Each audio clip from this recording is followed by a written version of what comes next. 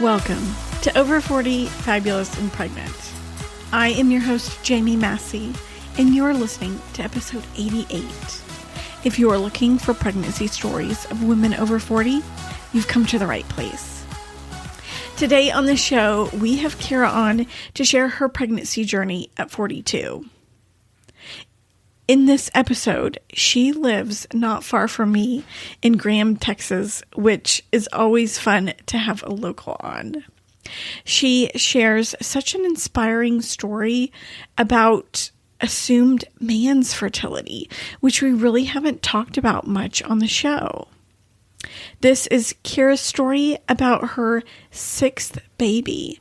She was also pregnant at 18, 26, 28, 31, and 33. After we stopped recording, we also talked about how she used goat's milk formula, and I have a link for that in the show notes. That's also something we haven't really talked much about on the show either. And today's listener feedback comes from Zoe. She has been a longtime listener, so I wanted to include what she sent me a while ago. She says, "Hi, Jamie. I've been following you for a few months. Absolutely love the hope that your podcast brings. It's the highlight of my week. I'm so sorry to hear of your chemical pregnancy last week. I was bawling my eyes out listening to your update while driving. I don't think I've ever wished someone to be pregnant more than you. I'm cheering you on from Ireland. All the best, Zoe." Oh my gosh, that brings a tear to my eye. Again, Zoe, thank you so much for that comment. Can you believe how long ago that chemical pregnancy was? It was almost a year. And, I'm just so thankful to be pregnant and huge and complaining today. Zoe has been trying to conceive since 2020. And it's my turn to cheer you on. If you have any questions about donor egg conception, I'm here if you have any questions. Take your time getting there, and I will be cheering you on from Texas. And for a pregnancy update, I am 36 weeks pregnant, and this guy is still breech. We have been doing spinning baby circuit every night, so it's been almost a week. Well, it's been over, yeah. We started Tuesday, and the circuit takes about an hour and a half, so it is just extremely time consuming. We've also been swimming, which is supposed to help turn him also. So we are just doing all the things. I know there's so many people are just like, who cares? He'll turn. And I'm like, no. I want him to turn sooner than later. So that's what I will be doing after this tonight. I had a surprise work shower this past week, which was super fun. I had no idea until about an hour before it started. It was a lunchtime thing, and I walked by the conference room and saw balloons with the word boy on it. I was so bummed I ruined the surprise for myself. But it was a really good time, and my husband was in on it because he asked me a few weeks ago to change one of my chiropractor appointments.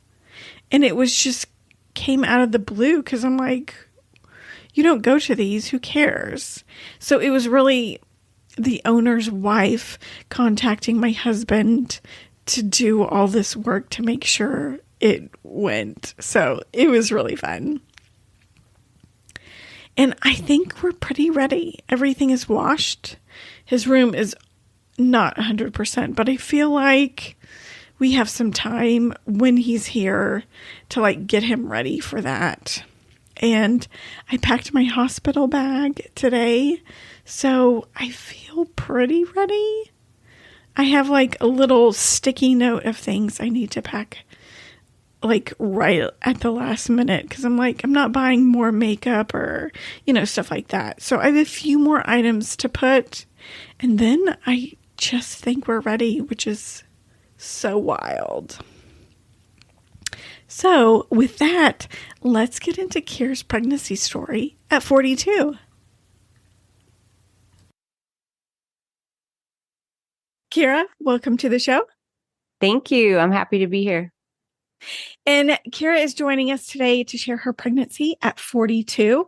But before we begin, will you tell us a little bit about yourself? Sure. So I am married. I have 6 boys. Woohoo! Yeah, it's kind of crazy. They range from ages 25 to almost 2. Mm-hmm. So that's fun. I'm the director of a pregnancy and life resource center I love in my that. town. Yeah. And I do a lot of other work with nonprofits.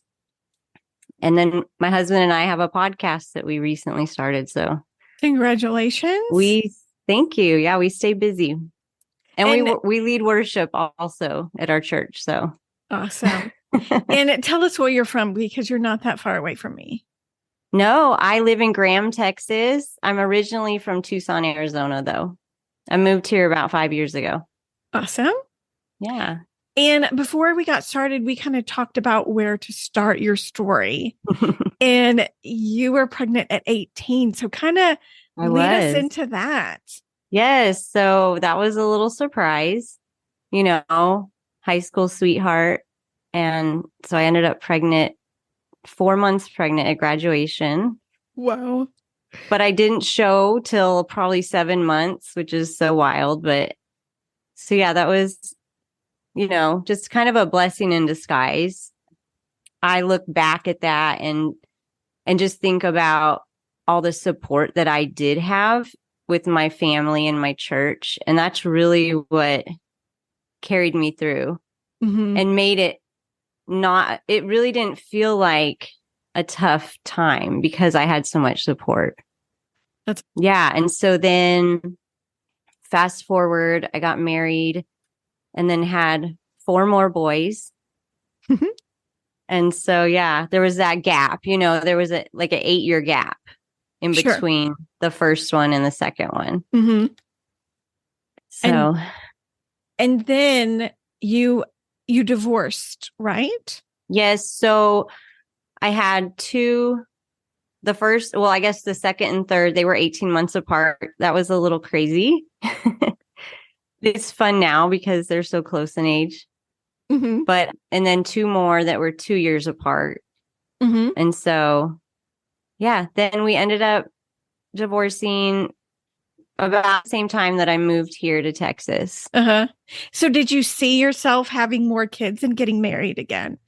No. I mean, honestly, my main focus was just my kids and, doing all the things like finding us a house. And I was not at all like looking for a relationship in one bit, but it was just crazy. If you want me to go into that right now, I can, just like how we met and that whole story. Sure. So let's see. So I moved here in 2019. The divorce was final in 2020 in the summer. Mm-hmm. And then there was a guy I knew from town because it's a small town. I knew him and we had ended up kind of blindly leading worship together one time because it was COVID in 2020. And so we were both asked to help at a church that neither of us attended. And so we ended up singing together and kind of connected that way. And then I didn't see him again until the next fall of that year. So towards the end of 2020. And he's like, oh, you should come sing with me with this thing at this church. And so, we just developed a strong friendship. And before I knew it, I was like, this guy is my best friend. Mm-hmm. And like I said, I had just divorced that year. And so it was the last thing on my, radar. Mm-hmm. he was just my best friend. And then it was like one day things just switched for us. And I remember, so the week that it's changed, I just remember he kissed me and fireworks went off and, all that. It was like, I felt like I was a kid. And like the next day, he told me, by the way, I can't have children. I had cancer a few years back and was told that I wouldn't be able to have children. Wow. How did you feel about that? I mean, it was like he could have told me I stubbed my toe because it didn't matter. Yeah. That was not something I even cared about. Mm-hmm. I mean, I'm like, I have plenty kids. I have enough to share, But it was so crazy because we had created such a strong friendship that was so just like a pure love. Mm-hmm. It was like as soon as it switched, we realized that we were in love. And it had blossomed without us even knowing it, Yeah.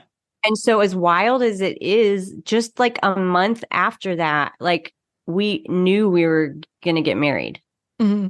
Like I knew he was my person. It was just, it really made me look back at the times I had judged others in like how soon they got into a relationship. After a divorce. Mm-hmm. A divorce or a death or whatever. And I was like, I can't ever have an opinion because everyone's story is different. Yeah.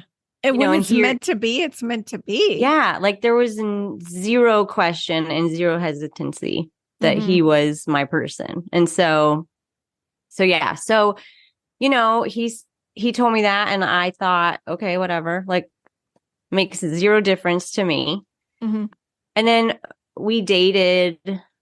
We didn't date even a year before we got married. Mm-hmm. But so while we were dating though, I felt in my spirit that we would have kids. And I thought maybe we're supposed to adopt because I was adopted. And so I've always loved adoption. And so when we got married, I started looking into adoption. Wow. How old were you when you got married? So I was 41. Okay. When we got married. And I did some training on adoption things. And you were set on this. What was that? You were set on this, on adopting. I just wanted to explore it. I had never looked into it. And I thought it's not going to hurt to just find out the whole process. Mm-hmm. And so I just started looking into that. But I do have to say that because I knew what I felt in my spirit, like there's just like these moments where it's not your voice because it's so out of the blue and not at all something you would.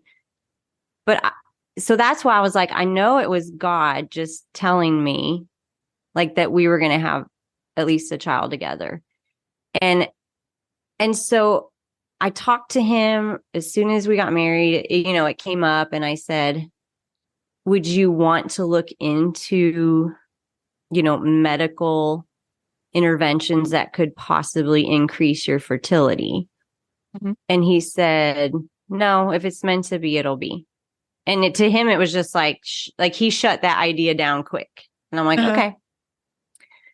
So the first couple months we were married, I will tell you, it was always in the back of my head. Mm-hmm. Like every time we were intimate, it was in the back of my head. Wow. Like, okay, maybe this is the time. Maybe I will get pregnant. Like, and then after a few months of not, I just stopped thinking about it. And then, so we got married in August. And then after Christmas, I went on like just a girls' trip with my mom and a girlfriend to the Fort Worth Botanical Gardens. Mm-hmm. And I remember going to the bathroom and I thought I was starting my period. Like I had some spotting. Mm-hmm. And I was like, really? Now? Like I'm out of town, Anyway, it ended up not being anything. And so like that night I thought, yeah, it was just a tiny bit. And I got home that night and I was like, that's weird. The only other time I've had that happen is when I was pregnant. And then I was like, oh my gosh. So I look and I'm like, when was my last period? And it was 2 weeks late. And because, a few months went by, I hadn't even been watching it. Uh-huh.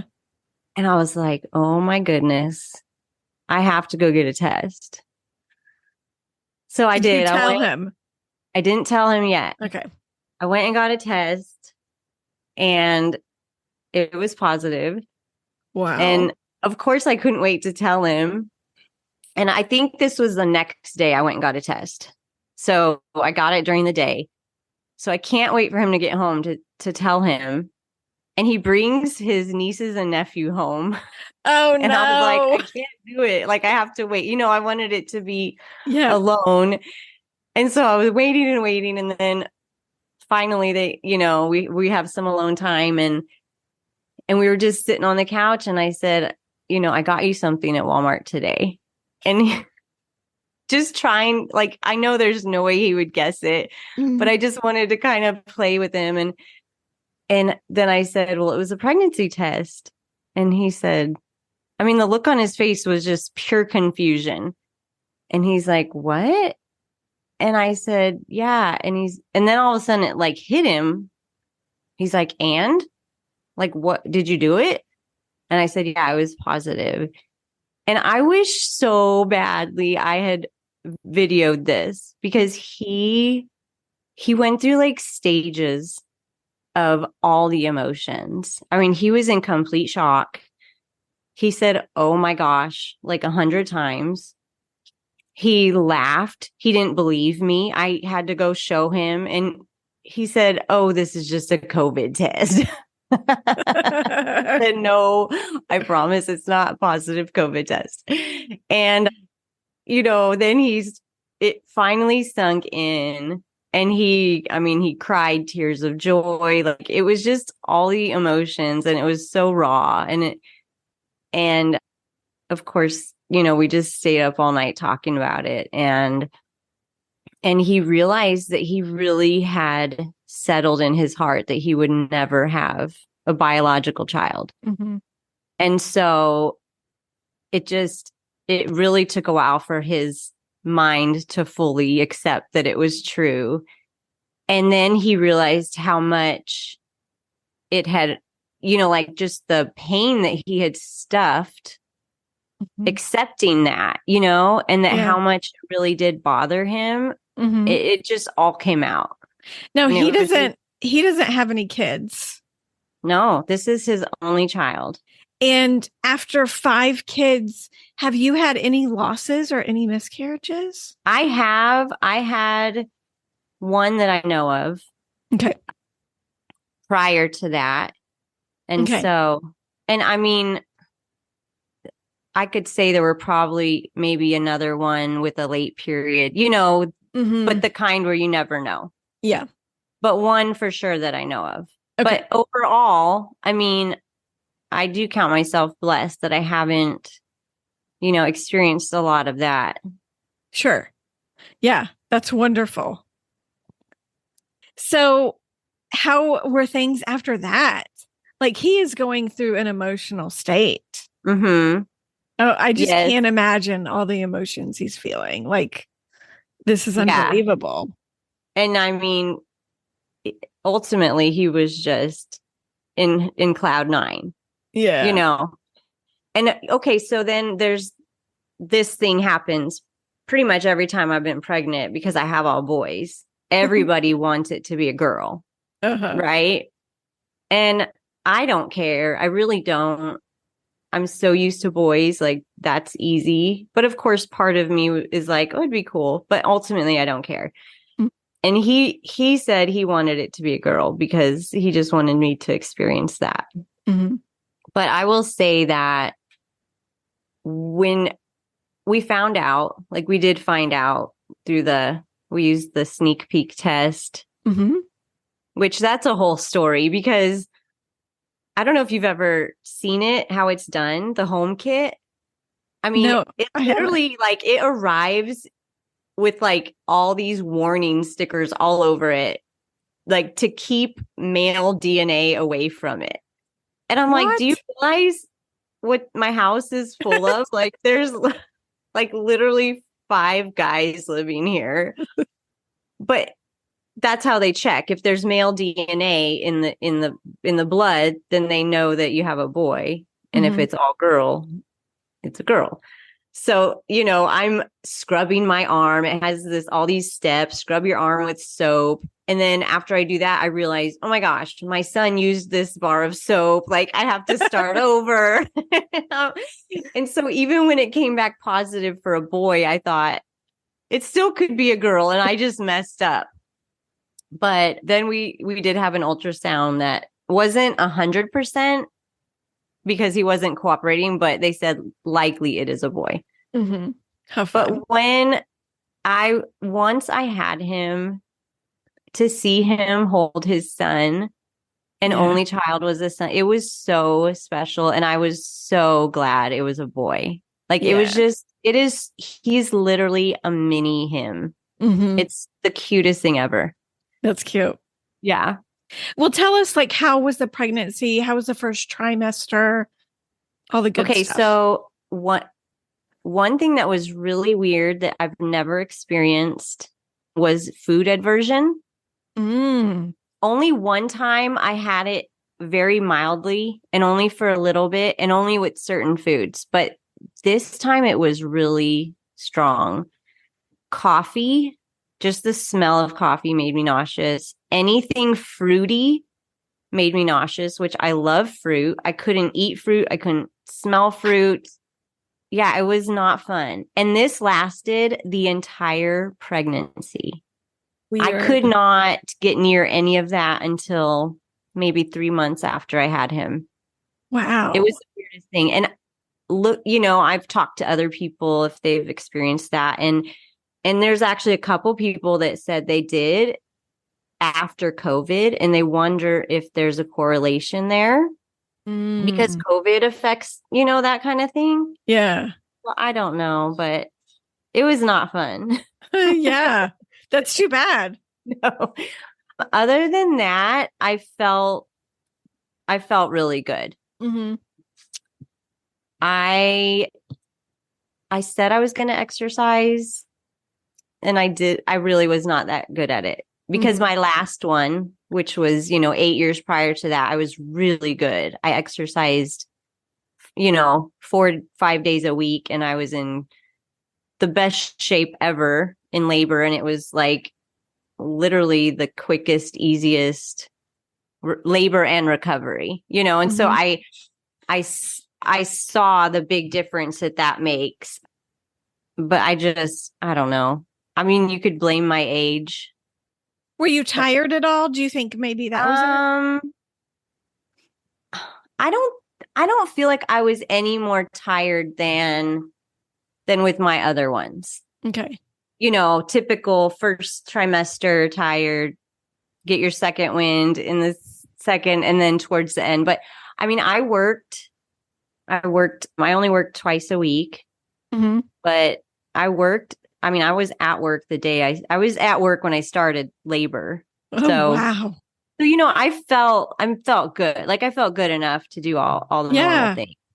Yeah. So what about cravings? You talked about food aversions. I cannot think of a craving I had this time. I really have never had cravings except the one before that. I craved buffalo sauce on everything. So I've never, and that's why I was saying, it was weird because I've never really had anything with food. I haven't had morning sickness. Oh my gosh. Evenings. I'm so jealous. Well, this time, I mean, I didn't get sick, but it was like I was nauseous all the time with all the smells. And even like fruity lotion smells would make me. So it was like, everywhere I turned. Yeah. Even like in the grocery store, the aisle with all the laundry detergent, all that strong fragrance, just, it was horrible. Well, tell us about your doctor because you've had all your other babies in Arizona. So So how did you find a doctor? Well, I didn't. I've actually been on this slow journey, getting more and more natural with my births. Oh yeah, you Um, saw midwives. I Yes, I used a midwife. So, like going back to my very first when I was 18, Mm-hmm. I so badly wanted a natural birth. I went to Lamaze class, learned all the breathing, but what they don't teach you is what not to do when it comes to like medical intervention, all the other things. Like And what? so that's what I didn't learn until I learned it the hard way. So when I got to the hospital, they gave me Pitocin just to Mm-hmm. help speed it up, which took me from zero pain, which is rare itself, but I was having zero pain with my contractions, but I was at 4 centimeters and they were regular, like I was in labor. And it went from 0 to 10. As soon as they gave me Pitocin, they broke my water. So I was at a university hospital. So you can imagine, I don't know if you've ever been to one, but all the Uh-uh. students and they Yeah. want to do everything on you. Yeah. And I didn't know. I didn't know better. I Mm-hmm. didn't know that it was my choice and I could have said no. Mm. And so, they do all these things and then I just go from like 0 to 10 and it's made me start throwing up. Oh. I could not handle the pain going that, it would just Mm-hmm. hit me. And so, I mean, I had to have an epidural. I was just desperate at that point just to stop throwing up. And so I had an epidural. Of course, that did not go well because it was a student probably. And so, it took forever. And so after that, 8 years later, when I'm ready again, I I was like, no, you cannot do anything to me. I probably let him do an IV, Uh-huh. but I was adamant against getting an epidural and letting them, although with this second one, I ended up kind of getting stuck around 8 centimeters and I started throwing up again. Oh. And I knew the anesthesiologist and I told her, okay, you can give me an epidural at like the lightest level possible just to knock the edge off. And so she did. And I was able to nap a little bit. And within the hour, I was ready to push. Wow. And I could still feel everything. And I didn't have her keep it like on a drip. It was kind of like a one time, and then it wore off. And so by the time I pushed, it was pretty much gone. But then the rest after that, the next 3 were in hospitals, but I had no epidural. The last one in Arizona, I used a midwife for my prenatal care, which was amazing because she Mm-hmm. came to my house and, I had all the other kids and it was just so nice Yeah. to be Comfortable. at home. Yes. And then my plan, I really wanted to have a home birth, but my ex-husband was not on board. And so that was kind of our compromise. So I had a midwife for my prenatal care and then she just gave me, a folder with all my medical records from my care to take to the hospital. Because I had learned throughout the years, you don't even get your doctor most of the time. Right. I think only one time I had my actual doctor. Mm-hmm. So I just took whoever was on call and I ended up having that one in the wheelchair before I even got to the bed. Like that was the one that was really easy and quick. Whoa. So, okay. So now we fast forward to this pregnancy and I mean, I'm like, oh my gosh, this is my chance. I get to have a midwife and a home birth. And so I found a midwife who is I don't know if you know where Peaster is, but it's kind of near Weatherford. Mm-hmm. Yep. So that was the closest. So that's 45 minutes away. And so I was a little nervous with the last one coming so quick. He came in exactly an hour from my first contraction that I could have had contractions prior to that, but I was asleep. So I woke up at 3:30 with contractions. and I had him at 4:30 in the wheelchair. Wow. So, I'm thinking 45 minutes made me a little nervous, but it ended up being totally fine. And so that was a really great, it was just cool. Like, I just love just I don't know, it's a different type of care from a midwife. It's so different. And I just really cherished it.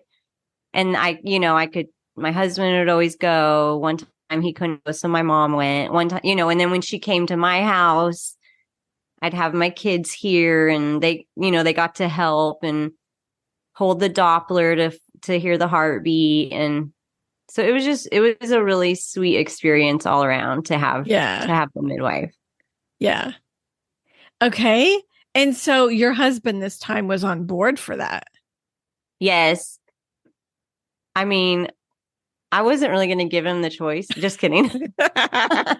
No, I did not have to convince him. He was on board as soon as I, told him that that's what I wanted. We met with her. We met for coffee in Mineral Wells and kind of just got to know her and hear about her history, and just loved her off the bat. And so it was an easy yes for both of us.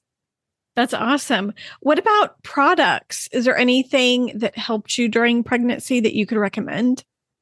I really can't say that I used anything specific for anything. Okay. I try to do everything as natural as possible. So I use a lot of essential oils, and I'm trying to think of anything that I use regularly that, like pillow or socks or anything. I definitely needed a pillow. I love my body pillows. Like, that's so for sure when I'm pregnant, I love the body pillow. But yeah, I really didn't do anything. I can't think of anything specific that I did differently that I could tell people, try this. Other than, I just feel like a body pillow, that always helped me. Yeah, it's really helpful. And even because, you're not supposed to sleep on your back. And so you can even just prop it up just enough to tip you over to one side if you're a back sleeper. So yeah, that's a must in my book. And, when I have girls come into the pregnancy center, I'm like, you need a body pillow. Get yourself a body pillow, Yeah. And so let's see. And what were you kind of mentioned earlier, how does this pregnancy fall in to all your others? Like, was it easy compared to your other ones or hard? It really felt very similar. It wasn't more difficult. I did not feel it was more difficult because of my age. That's I will say any like, I was a little more uncomfortable, but looking back, I felt like it was more related to the fact that I was not working out regularly. Like, I really felt like that was the difference, because in the past, at all my different ages, I had some that I worked out and some that I didn't. And the ones that I made sure I worked out, I always felt better. So that's probably my biggest advice to anybody. Stay active. Even if you don't work out, find something, walk or whatever. It really makes a difference. And it's funny because my midwife had sent me some different documents, and there was one I didn't fully read through until I think the week of my due date. I'm like, oh, I should make sure that, like, I'm not missing anything. And I thought, darn, I wish I would have read this sooner, because it was so great. It talked about how back in the day, women were typically, harvesters in the field, and they spent a lot of time squatting down and doing just that kind of physical labor. And just the squats itself was such good preparation for labor. And so in this, it listed different exercises, really simple ones like that helped. Just the movement of squatting down helped the hips prepare for labor. And so, I'm like, that week I start doing all these squats trying to catch up. Yeah. So that, and if I can look and see if I can find it and I can send it to you if you'd like to share any of that with your listeners. Because it was some good advice. Because, you think back, just that's kind of how my mind works. I always, in my, like I said, I've had this kind of journey getting like more and more natural in everything I do. And I have a tendency to look back at how did they do things back in the day before they had all this, things that made everything easier. And that's how I try to look at things and approach things in like that more natural way. Like, how did they do it all those other years? Because God made our bodies so amazing, and that's something I've learned even at work. We have a really great birth preparation course that we do with the girls and their birth partners. And I mean, I was amazed at all the things I learned in this that I never knew after having 5 kids. Wow. Just all the hormonal, chemical things that happen in our bodies as we are in labor, and how one chemical that our body releases, it triggers this to happen. And then it triggers this other chemical, which triggers this. And it's just amazing how God made it all to work perfectly. And the thing is that you won't hear, and I am not anti-doctor. I'm just pro-education. And you won't find this type of education typically from your doctor. But when you start bringing in medical interventions, it can block those natural processes. And so it's blocking natural processes, which lead to sometimes more medical intervention to help those processes. And so it can be like a snowball effect. And I mean, sadly, I have so many girls come to me afterwards that, their birth plan didn't work because they were pressured to do this intervention or that intervention. And they ended up having to have a C-section, and they're just so disappointed.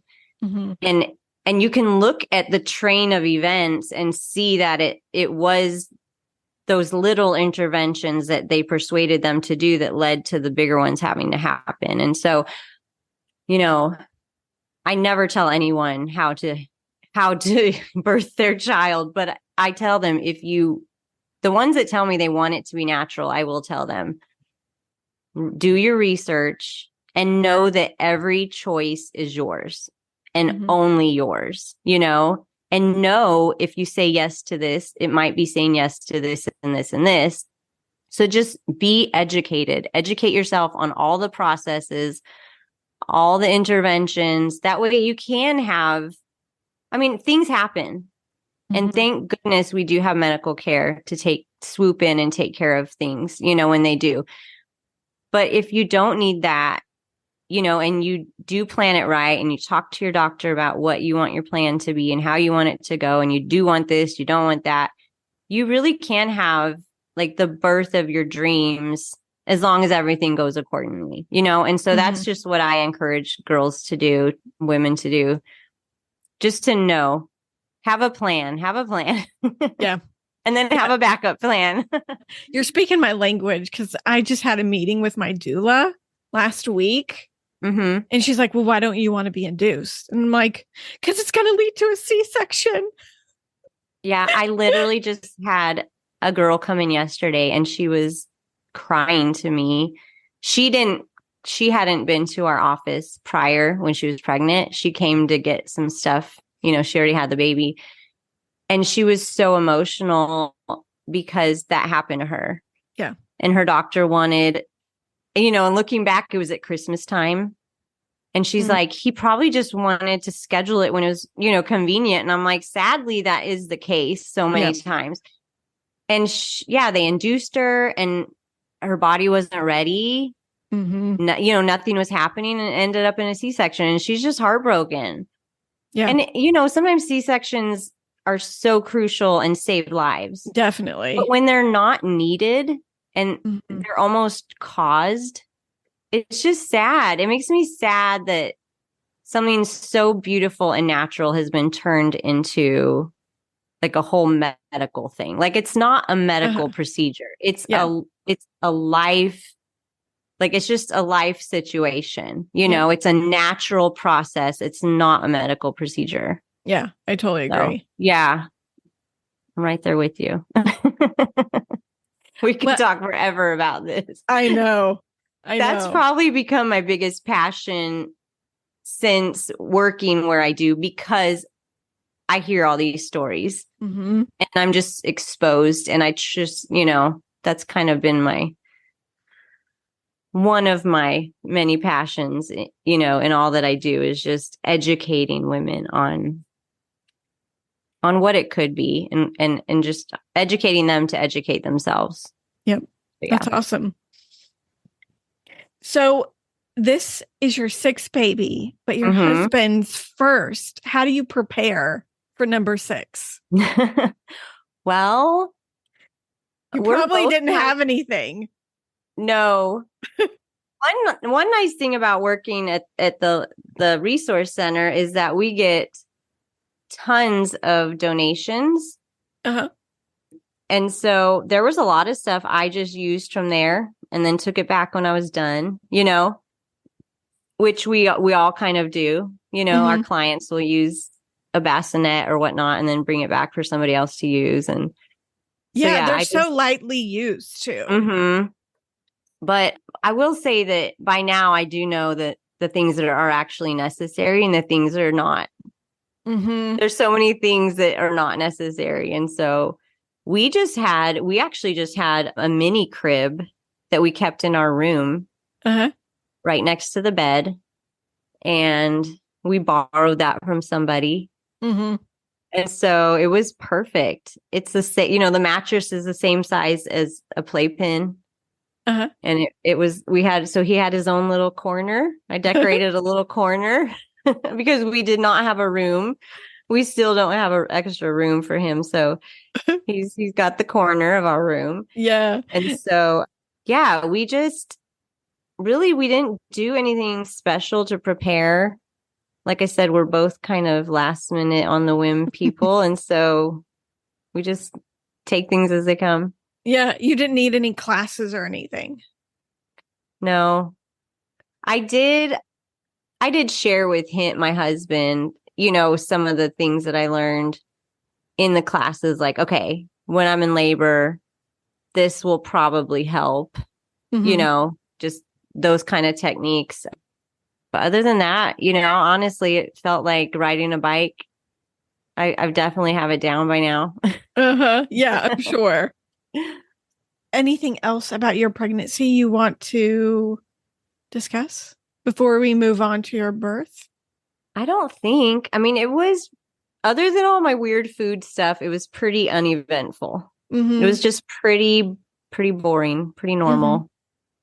So because you had a midwife, she didn't do any induction stuff. Right. Oh, wow. That's awesome. Yeah. And it was nice, even with all the other things that are just thrown at you, like the glucose test. Yes.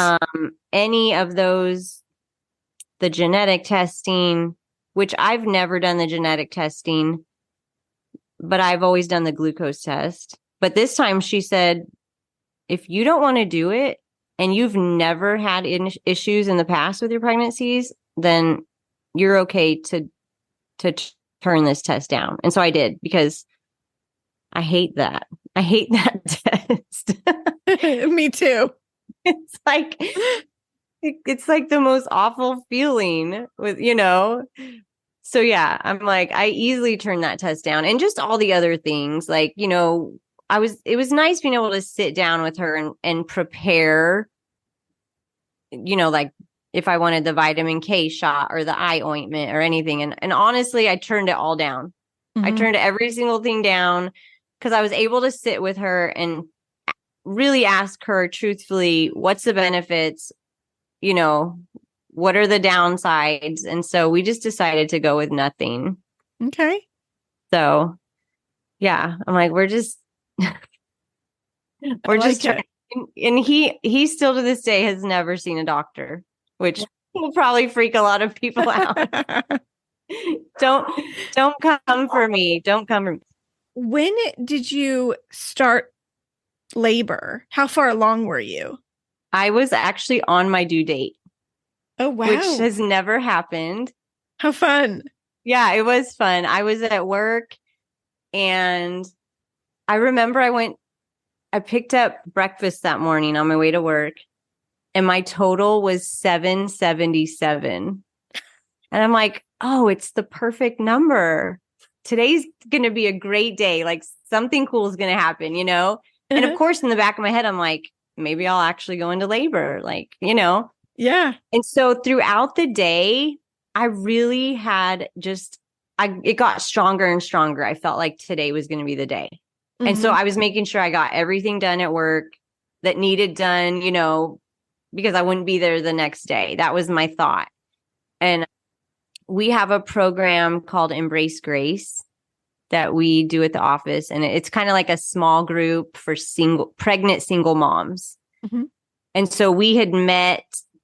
We closed the office at 5 and I ran and got some like food to go and brought some food back for everyone. And we had our meeting. And just as we ended the meeting, I had a contraction. Like the minute we ended it, and I was like, oh, and it felt real. Mm-hmm. I'm like, okay. So then I start, you know, I look at the time. 5 minutes later, I have another one. So I text my midwife and I said, okay, I'm having real contractions and they're 5 minutes apart. And I'm going to Brahms because in my head, I'm thinking, I'm going to want ice cream at some point tonight. So I go buy, you know, they're always on sale. So I had to get, you know, 2 gallons on sale. And I go home and I'm texting her and keeping her updated. And I was feeling a little like anxious to get her there because I'm just thinking with the last time it came so quickly. And so I'm like, I'm assuming she's going to be like, I'm on my way. Mm-hmm. But she said, keep me updated. Just keep me updated at any changes and how often they're coming. Yeah. Okay. So that's what I was going to ask you. Like, what is your mindset? Because if you have a baby in 45 minutes, I feel like if I were you, I would be kind of panicking, trying to get home and all just ready to have a baby pretty much any minute. Yeah, that was me. I'm thinking this could be super quick. And so, but one thing I thought also, and we had discussed prior with the midwife, is if my husband had to be the one, we would be fine. I mean, it would be fine. I've done this before and it's not a big deal. If there's not, you know, any medical emergency, it's really easy, right? Right. So we're like, we can do this. We'll be fine. If it happens, it does. And she'd be on her way anyway, right? And so we were pretty, you know, we were calm about that, but still in the back of my mind, I'm like, I wish she would just head this way. But we get home and all my other boys were with their dad. So it was just us, which was nice that it was just a quiet house. And you know what's funny is my dog was like doing circles around me in the kitchen. Like she knew. Weird. It's amazing. Yeah. Animals are amazing.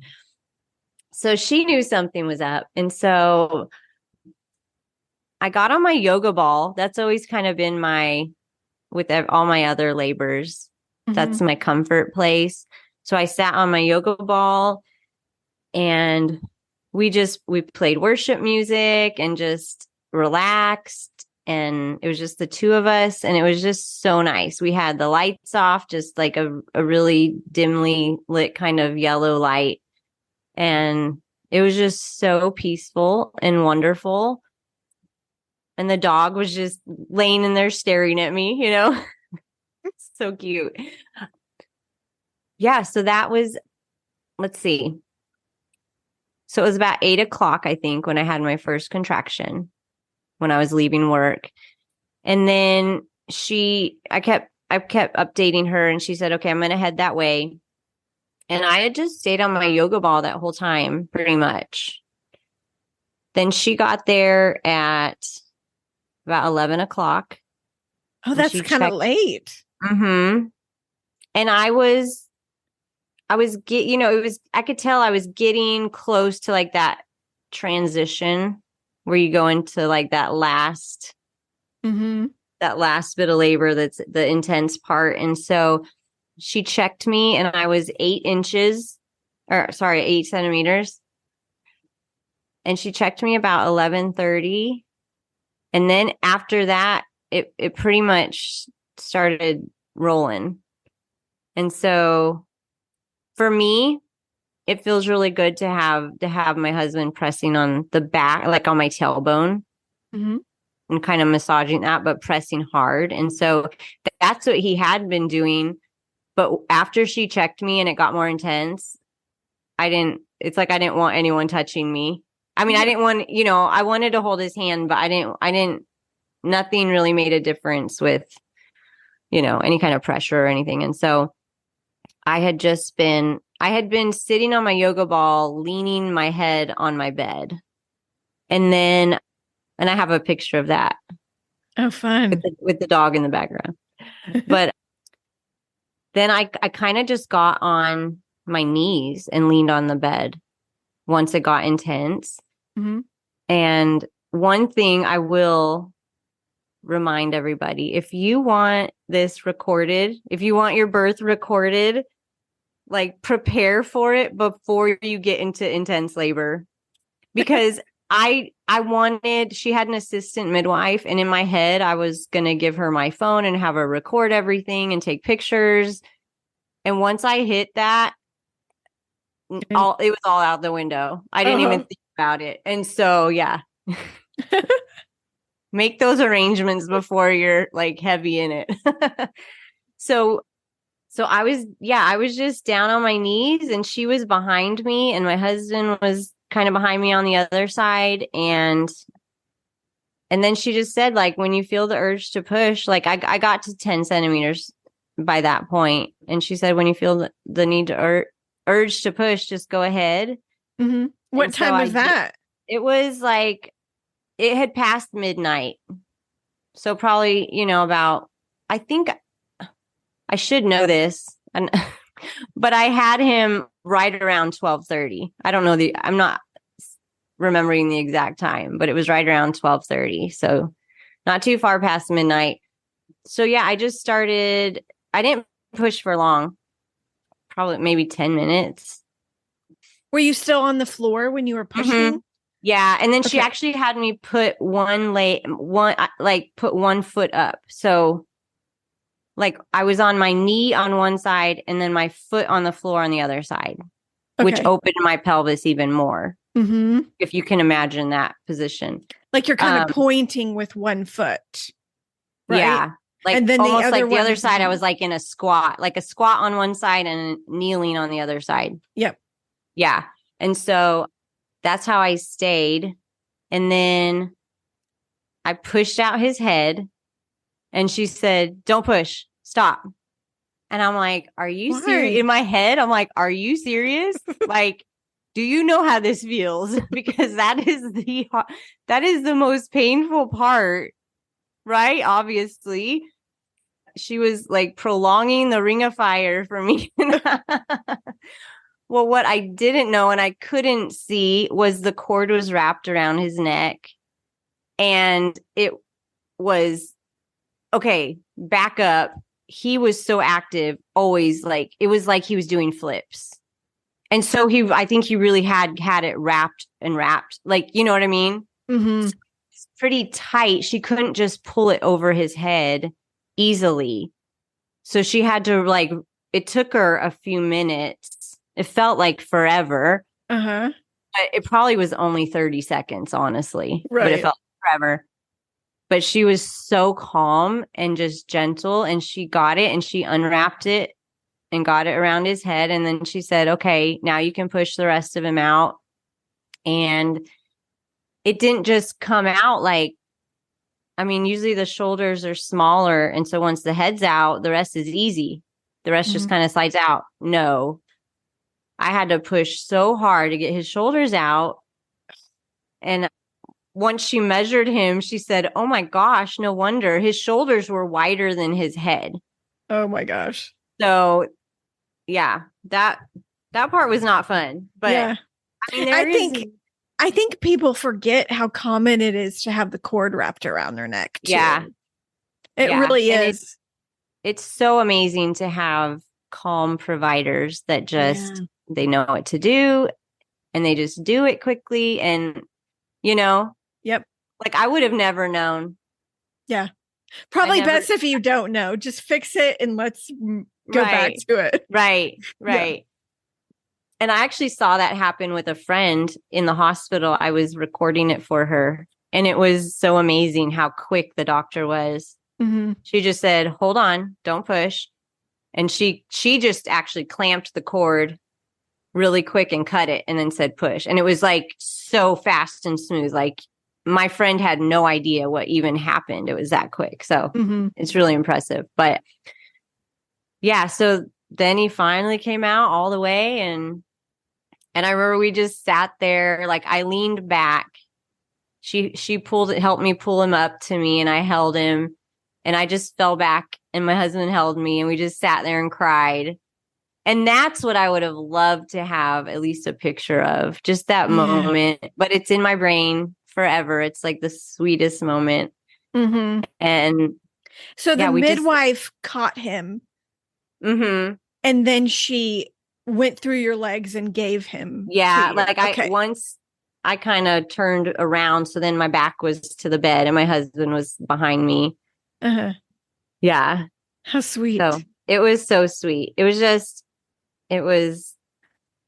atmosphere was sweet and calm and dark. And, it was like everything I had wanted in my home birth that I imagined. So it was beautiful.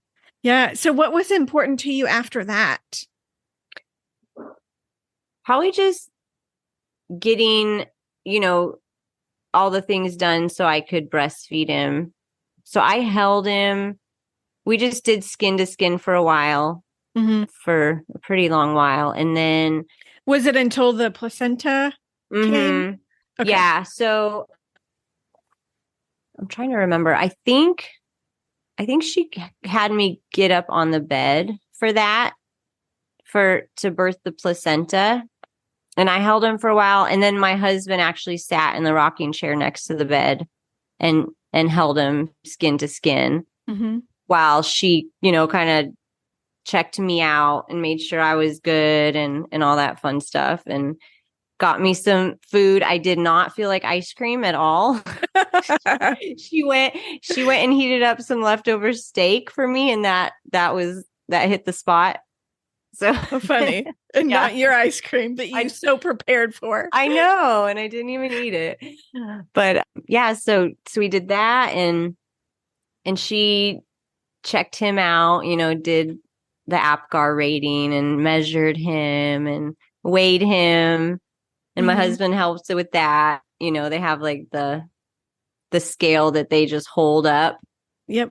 So it was just really neat. And then once we did all that, then I nursed him just in bed. Yeah. And did you delay the cord cutting?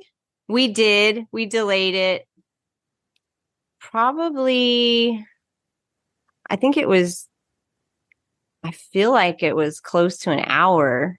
We just waited. So it definitely turned white then before it was cut. I just told her, I said, I honestly hadn't really researched that. And I just said, do whatever you feel, is best for him. And so I hate even telling you a time because I don't specifically know. Yeah, it was all. Yeah, you lose time then. You do, like in that it's all a blur, and I am the worst at writing like memories like that down that would be neat to remember. Mm-hmm. All I know is we pretty much delayed it as long as you can, and yeah, it just, so we did that, and then we just laid there. I nursed him and my husband laid next to me, and they took care of everything, they Mm-hmm. clean up everything and start laundry and get the trash and take it out, and it was, everything you would have at a hospital, Sure. like with them, taking care of all that. But it was just so nice to be in my own bed. It was so nice. Yeah. So comfortable. Hmm. Yeah. Now, do you think it made labor easier because you were at home instead of the hospital? I think so. I felt like it did Mm. because no one's bugging you, you know. Yep. I mean, they're trying to help, but when you're in labor, most people are just like, leave me alone. Let me do what I need to do to get through this, Yeah. whether it's walk or rock or sit on your yoga ball, whatever. Yeah. And So what yeah, it was, about, oh, sorry. Go no, ahead. I was just going to say, I think the more relaxed, which I Mm-hmm. learned that I have used a doula before, and that was my favorite part of having a doula was her keeping me relaxed, because I tend to, with every contraction, like my whole body tenses up. Mm-hmm. And so she was always there in my ear. She would do like the lightest little touch on my shoulder and just remind me to relax and and let all my energy focus, on my contractions. And so it would all go there and not be wasted in my tense muscles. And it helped so much. And so I think in the same way, being at home, you're just more naturally relaxed and comfortable at home. And so I feel like it kind of creates the same thing where you're not wasting energy on, on unnecessary, just distraction and stress of being in a hospital. So Yeah. I feel like it did make a difference for me. Mm-hmm. And what about breastfeeding? Have you always breastfed all of your kids? I have, and I've never had any trouble. So this one again was just the same, Mm-hmm.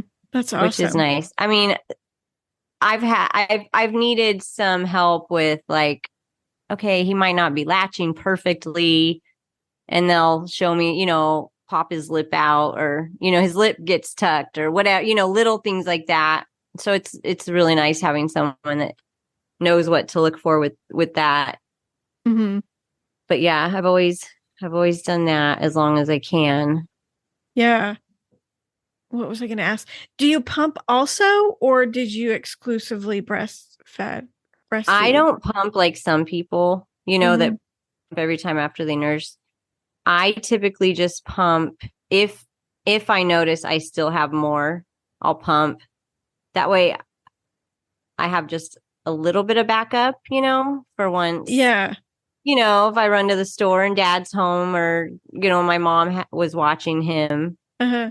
but How I do you didn't. know? How do you know if you have more milk left? You can just feel it. I mean, I could, Okay. you know, I don't like pumping. Like, it's a pain, and Yeah. so if I was good, I would have one of those, you know, easy ones where you can like pump one side when you feed the other side.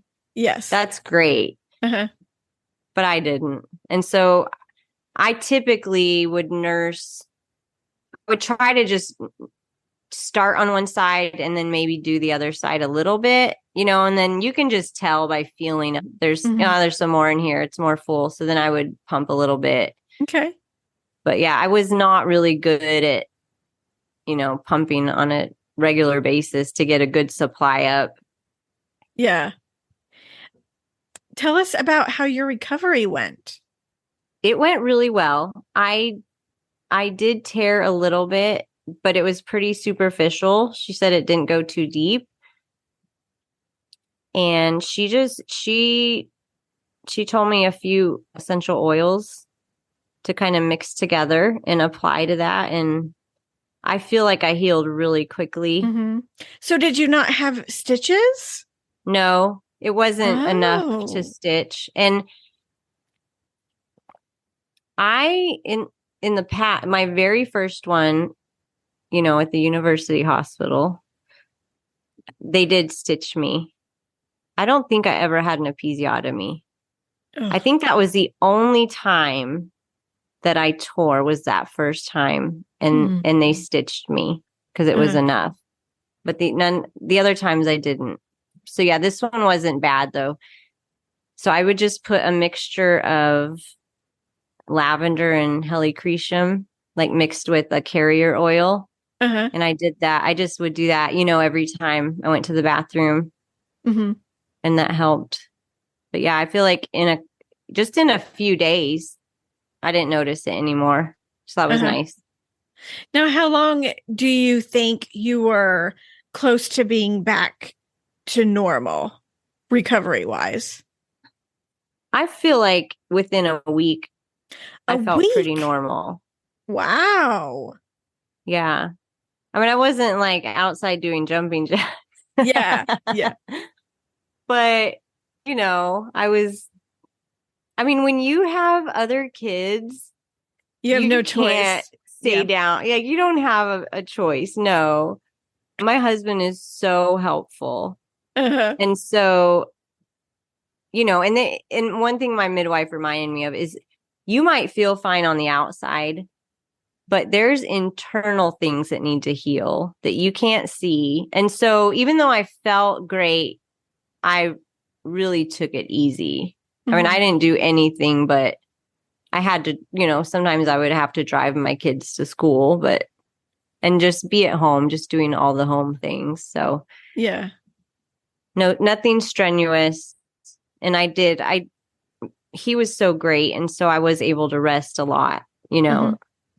and just let my body heal as much as I could. Mm-hmm. But I feel like I felt pretty normal Mm-hmm. on the outside, in about Yeah. a week. Yeah. So when going back to breastfeeding for your babies, how do you wean them off? Is it self-led or do you have a set time limit? How do you work that? It's been usually pretty typical of just self weaning. Mm-hmm. They've all most of them, once you introduce foods, they'll slow down a little bit. And so most of them had been about a year. Okay. And so I would I would start introducing a little bit of milk at a year. But I did have, so let's see, in the middle, some of the middle ones, I was still nursing one just kind of at nighttime. And he was 15 months. Mm-hmm. But then I got pregnant with the next one. So those are the ones that are two 18 years months. apart. Yeah. 2 years. Okay. The ones that are 18 months, that one, I had gone on vacation and I pumped. And when I came back, I just didn't produce as much. And so I still nursed him, but Uh-huh. it was more like just at night, Mm-hmm. just it wasn't as regular. And that's the one I got one period and then I got pregnant with the next one. That's the ones that are 18 months apart. So Whoa. he was 9 months when that happened. So the one I nursed the longest was the one that would have been my baby had I not had this last one. Uh-huh. And he was 2.5, which That's I didn't, great. I did not plan. He is still so attached to me. He is a complete mama's boy. And he had, no reason not to. He just would have done it forever. Yeah. I think I really do. I'm trying to remember I think I just honestly got tired of it. Like, okay, dude, you are 2.5. You are this big boy jumping around. Like, we need to just end this. But it was, I'm sure part of me was hanging on because I thought he was my last, Yeah. So I wasn't in a hurry to wean him until he was 2.5. And then I'm like, okay. And of course, even then it was just at nighttime. It was like at bedtime. It wasn't all day. Yeah. But I just think it's so awesome and fascinating that the body can produce milk for that long. It is. I mean, it would just keep producing it if you kept regular, if you were, I've seen people, I mean, I'm sure you have too, in the news or whatnot. Yeah. Their kids are like 5 or 6 and they still are breastfeeding. And their body just keeps doing it. I mean, you think of like, when we used to have wet nurses, they would just go from one baby to another baby and their bodies would just keep doing it. Yeah. Keep doing it. Yeah. Yeah. It's such a cool thing. And mentally, how were you in your postpartum? I was good. I was good. Looking back, I don't think I ever had bad depression postpartum. I think it was more circumstantial with other things that I would go through kind of bouts, but it was never bad. I really am blessed that I have never, because I mean, when it's a chemical thing, there's nothing you can do about it. And I've never had that, thank God. But this time I was good. I felt good. Yeah. Awesome. Well, is there anything else you want to go over, pregnancy or birth? I don't think so. I think, I feel like I don't have any like major differences with the age. I feel like it's kept me young having all these kids. And so, yeah, this time was just, here we go again. My husband is so helpful. It's just so awesome how helpful he is. And so that makes a huge difference just with, me being tired or, worn out. I haven't got to a point where I feel like that because he steps in so much. Yeah, that's awesome to have that support. It is awesome. Like if I didn't have that, I would feel the difference at my age. I feel like I would. Yeah. Well, do you have plans to have more kids in your 40s? I don't have plans, but I've always believed that it's not ultimately my decision. If I had this thought once and it kind of changed my outlook on it. And I thought, if God has a child for me, who am I to say no to that?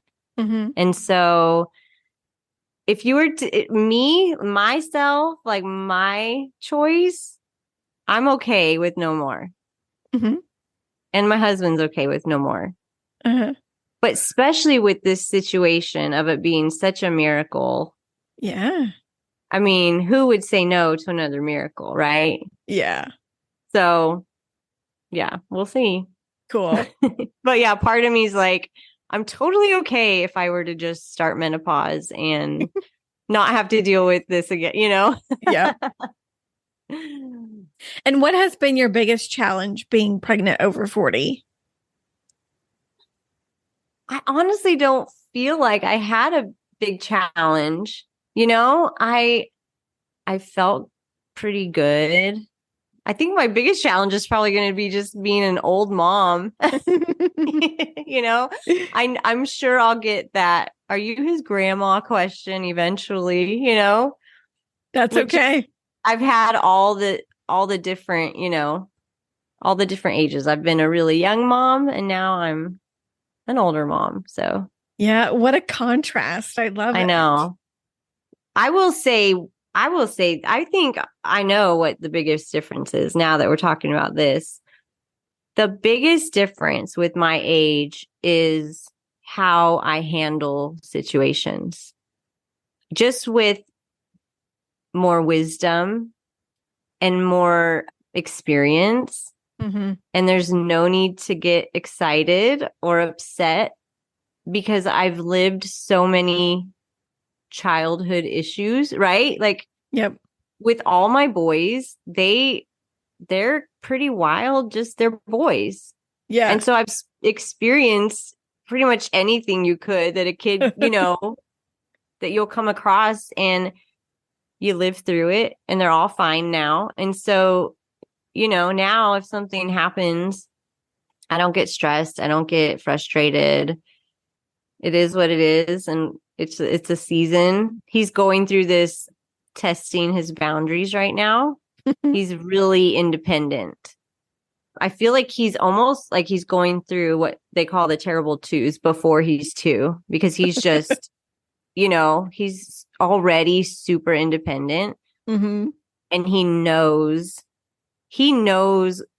when we tell him not to do something, he looks at us and gives us this look, and then he'll do it, so he's testing. And part of me is glad we're just doing it early and getting it over with, But one thing, it's hard because part of me just wants to laugh. Yes. Like where before I would have got frustrated and upset. And now I have to hide because I don't want him to see me laugh. Mm-hmm. I have to keep my straight face. But it's just such a joy. And it's so nice to be able to, it's almost like how people are with their grandkids. It's so different, you're more calm. You don't get freaked out about stuff. You just really enjoy them. And I feel like I'm able to do that with him with my age. Mm-hmm. I can see that. That's the best part, I think. Yeah. Being an experienced mom, I think, plays a huge role in that. And even if you're not, like even if it's your first and you're just past. I mean, we go through so much growing up in our 20s and 30s. And I feel like by your 40s, you somewhat have a better grasp on things, not everything. I feel like I'm still so immature in some areas, but overall, you've come a long way. You've gone through 2 decades of an adult. And so you're going to naturally handle things better. I feel anybody would. So I think it's awesome to have kids later, It's been fun to experience all the different seasons of age for me, but yeah, this one's definitely the most chill. I could see that. Chill motherhood season I've had. Even though it's wild in other ways. Sure. Because he's wild and loud and full of energy. And I have all the other boys, and, they're growing up and they're loud and wild. So it's not chill in that way. It's, yeah. But my emotional regulation is pretty chill. Gotcha. Is there anything you'd recommend that would help prepare someone for pregnancy and birth over 40? I think my biggest thing would be just to trust your body. They want to put this label of geriatric pregnancy if you're, I think, over 35. And I think that's ridiculous. Our bodies are so amazing. And just trust your body, trust your instincts. I mean, our motherly instincts are our most important asset in this journey. They are the most important. To me, it's just, if you're trying to choose, and your instinct is telling you something, go with that 100%. It is put in there by our creator. It's just natural. And it's never failed me. My instinct has never failed me in all the things, in pregnancy, in motherhood, in labor. So yeah, that's probably my biggest take home is just trust your natural instinct. I love it. Now, what advice would you give yourself when you were pregnant if you could go back? Probably work out more. work out more, because the longer you don't do it, the harder it is. And I mean, I just feel better when I do. Yeah. And so, yeah, I think that would have helped overall, that I would have felt a little better. Yeah. And I would be better about it now, because I still have to like, come on, you can do this. Get up and do it. Yep. I know how that goes. And where can our listeners find you on the internet? So I am on Instagram and Facebook. Instagram is, what is it now? Gosh, I should know this, but I recently, I changed it. Okay, it's Kerra.John, KERRA.JON on Instagram. Okay. And then our podcast, like I told you, my husband and I have a podcast, and that's hope_within_podcast. Yeah. Tell us about your podcast. What is it about? So we just have a heart for basically giving hope to others.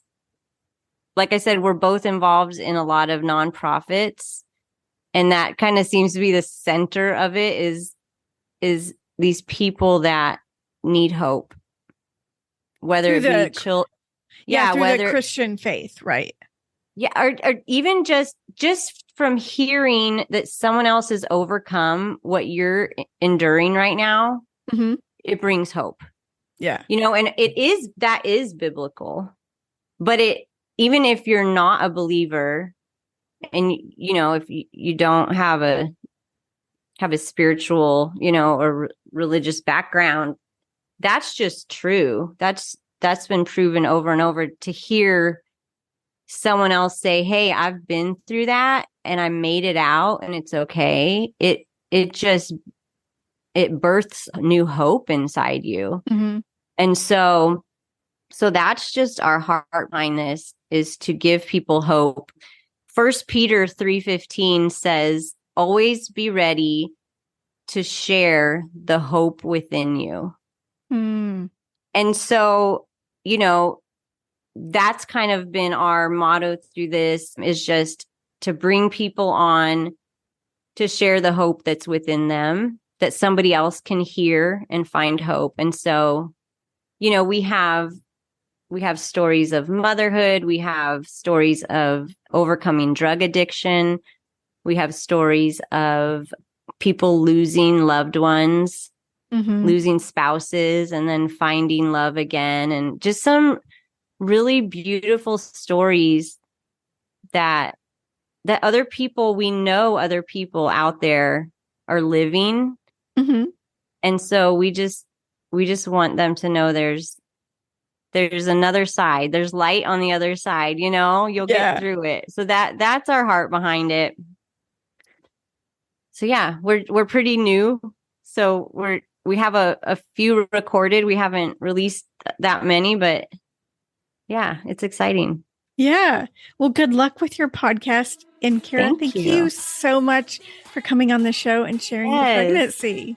It was so fun talking with you and remembering all those details that I haven't thought about for over a year.